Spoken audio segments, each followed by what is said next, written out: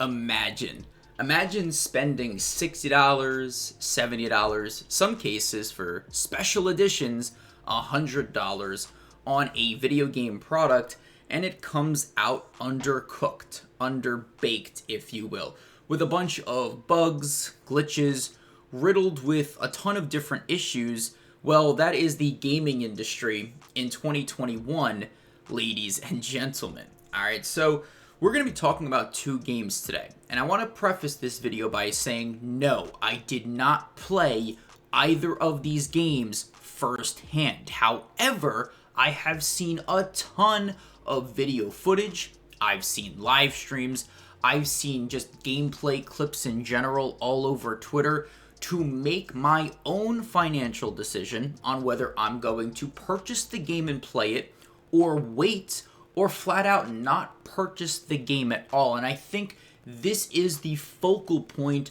of today's video, okay? Because a lot of people, they're too quick, and just human nature in general, we're all reactive, right? We all see, a thing being advertised, and some people, especially gamers, they go, I want that. I'm going to spend money on that. It's a piece of entertainment that's at least going to, last a year, and I'm going to, make the chance and spend some bread on that. Whereas a lot of other people are saying, well, you know what? The gaming industry, and specifically developers, AAA ones at that, are releasing products that are really just beta tested games, right? They are just games that we're beta testing for a year, and then, patches roll out, updates, optimization patches, all this stuff comes out, and then finally, after a year or maybe even 2 years, the game is finally stable or has enough content within it. Alright, so before we get into the rest of the video, guys, don't forget to drop a like. Let's aim for, I'm being ambitious here, 70 likes on this video. If you are new to the channel, hit that subscribe button. Also, comment down below what you think about what I'm saying here, but also if you've had fun playing either of these games. I personally want to know your opinions or your point of view down in the comment section below. So, the first game, and you probably know both the games that we're going to be talking about today based off the thumbnail, but the first game that we're going to be talking about is Battlefield 2042. Now, I've heard both sides of the spectrum, okay, and I understand both sides of the spectrum, whether, you're that die-hard Battlefield fan. Believe me, guys, I've spent tons of hours, and I mean tons, playing Battlefield Bad Company 2. I have played a ton of hours on Battlefield 3 and 4. I mean, I've put in my time on that franchise, right? And on the other side, a lot of people are saying, well, I spent $60 to $70 on this game, and, it's got stability issues, and I just can't believe I spent all this money, and I can't even get into a game. I understand that side as well, okay? So, Battlefield 2042 has actually been out for at least a couple of days now, maybe even 3 or 4 by when the time this video goes to YouTube, and a lot of people have problems with it, and a lot of people are saying, well, there are stability issues. I can't even get into a game. I, lag in a 1v1 gunfight match, and sometimes I even get disconnected from the server there. There's frame rate issues, especially on PC, because, the hardware, for some reason, the devs just didn't optimize it as well compared to console. But even console players are having issues because the hardware can't even handle the 120 plus players in a huge, large, vast map. So I really, again, want to bring up that point in the beginning. I'm gonna wait, man, because when Battlefield 4 came out, it wasn't that good. There was maybe like a couple of servers, the maps weren't even being rotated properly. Of course, stability issues, lag spikes. I was playing on an Xbox One at the time, which again was one of the more, I guess, advanced pieces of hardware in the gaming industry. It wasn't the greatest, but it also wasn't the worst. And I mean, I had problems when I, had the game for the first couple of months. And then 6 months rolled around and the game was more stable, less connectivity issues. And then by a year, the game had a ton of content. It had a ton of new guns. It had it was one of the best Battlefield games to date. And I'm talking about Battlefield 4, right? So, on the other hand, I mean, the people that spent the, real price tag, the premium price tag, if you will, for the game, especially in the case of Battlefield 2042, and they suffer these issues, I can understand why those people are pissed off. I think the, safe approach that a lot of people need to take, especially with a game like Battlefield where the devs are taking on more than they can chew by the release date. I mean, you gotta basically tell the devs with your hard-earned cash, no, I know the game isn't ready yet, I know you're not ready to release it, and I'm not gonna purchase this product for the full price tag because you wanna rush the game and have us beta test it for 1 full year. And on top of that, Battlefield 4, I know I'm switching between Battlefield 4 and Battlefield 2042, Battlefield 4 made you pay initially for all of those maps. So there was like new maps here and there. You'd have to pay like $10 to $20, depending on which country you lived in, to get that product so you can play that, map on a particular server.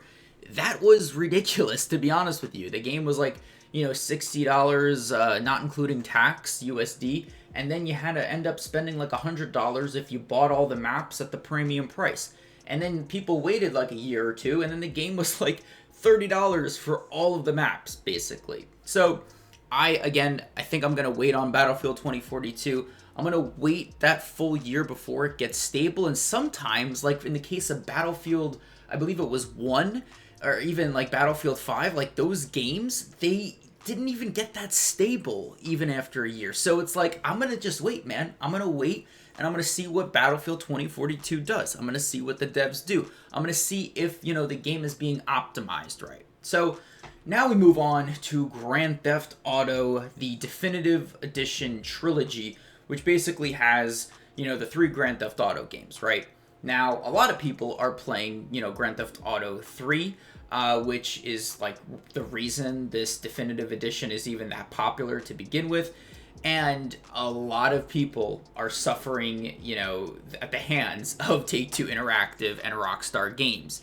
Basically, what ended up happening here, if you guys don't know, is that Take-Two Interactive basically said, hey, some mobile game developer, I don't even know the name of them, and I really should for the video, but there's that. You can look it up for yourself. It's basically a mobile game dev that has optimized real console games for the mobile phone, and Take-Two was like, hey, here's some cash.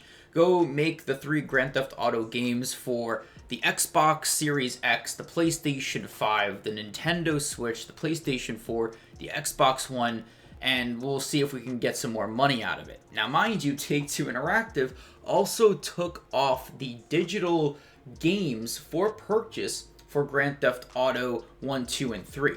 They basically said, nope, you're not going to be paying like, $3 to $4 or whatever it is for those Grand Theft Auto games. Instead, what we're going to make you guys do is, spend $60 for 3 remastered, quote-unquote, versions of the game. So I'm going to show a clip on the screen. I saw it, and it just perfectly depicts exactly what Grand Theft Auto, the Definitive Edition is, and it's just appalling. So some guy's riding in a police car. He's driving around, right? He basically, or she basically, I don't know if it was a guy or girl playing this, but she basically, I'm going to say it's a girl because, girl gamers are out there, right? So she falls like 2 to 3, maybe even 4 times in this 1-minute clip.